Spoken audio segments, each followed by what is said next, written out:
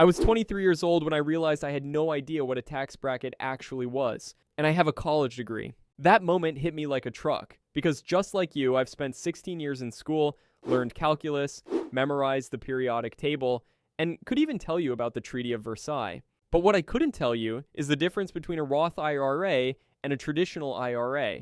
I couldn't explain compound interest. I didn't even know how to read my first pay stub. Pretty sad stuff, right? Then I realized this wasn't my fault, and it's not yours either. We just were simply never taught. My name is Dobers, I love everything finance, and today we're going to fix what the education system left broken. Let me be clear about what we're doing here. This isn't about getting rich quick or some investment scheme. This is about the fundamental money tools that every single adult needs to understand just to function in the modern world. Let's start with the one that affects you every single time you get paid. Here's what I thought a tax bracket was. If you're in the 22% tax bracket, you pay 22% of your income in taxes. Simple, right? Wrong. And this misunderstanding costs people actual opportunities. I've watched friends turn down raises because they thought moving into a higher tax bracket meant they'd take home less money overall. I've seen people afraid to earn more because they believe crossing that invisible line would somehow punish them. That's never been how it works. Let me be real. Tax brackets are marginal. That word marginal is the key that unlocks everything. It means you only pay the higher rate on the dollars that fall into that bracket, not on your entire income. Let me paint you a picture. Imagine your income is water filling up a series of buckets, each one representing a different tax bracket. The first bucket, let's say up to $10,000, gets taxed at 10%. Only when that bucket is full does the water start filling the next bucket, which might be taxed at 12%, then the next one at 22%. Each bucket is taxed at its own rate. The water in the first bucket doesn't suddenly get taxed more just because you filled up the second one. So what does this mean for you? It means you should never, and I mean never, turn down additional income because you're worried about taxes. Yes, you'll pay more tax on that extra money, but you'll still take home more than you had before. The math always works in your favor. And here's what you can do about it right now. Go to the IRS website and look up the current tax brackets. Actually see where your income falls.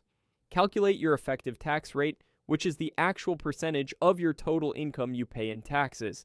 It's almost always lower than your tax bracket suggests. This knowledge alone will change how you think about earning more money.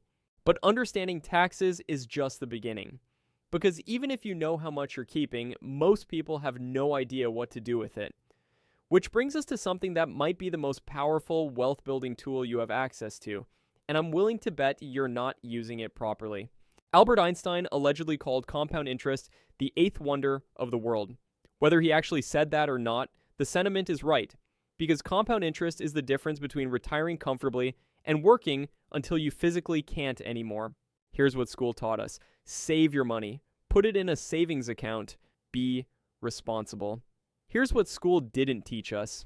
In a regular savings account, earning 0.5% interest while inflation runs at 3%, you're actually losing money every single year. Your savings account is a hole in the ground where your future slowly disappears. Compound interest isn't just about earning interest, it's about earning interest on your interest. It's about time becoming your greatest ally instead of your enemy.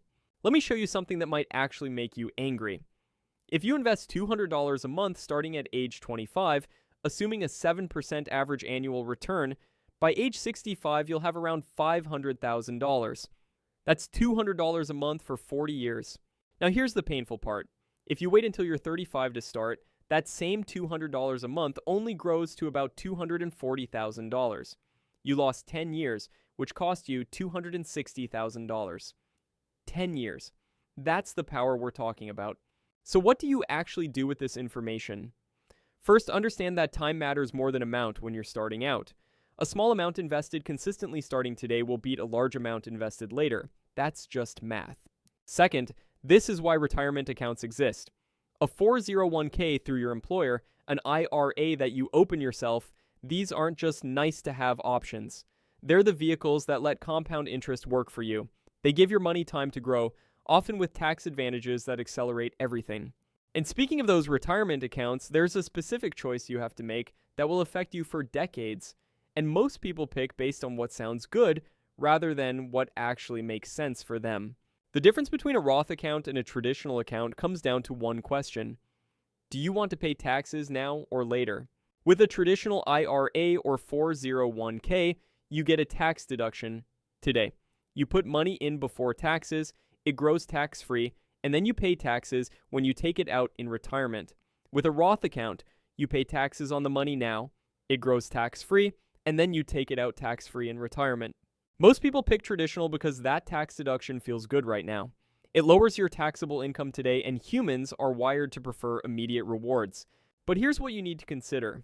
If you're young and in a relatively low tax bracket now, you're probably going to be in a higher tax bracket later, which means paying taxes on that money now at your current lower rate and letting it grow completely tax-free forever is probably the better move.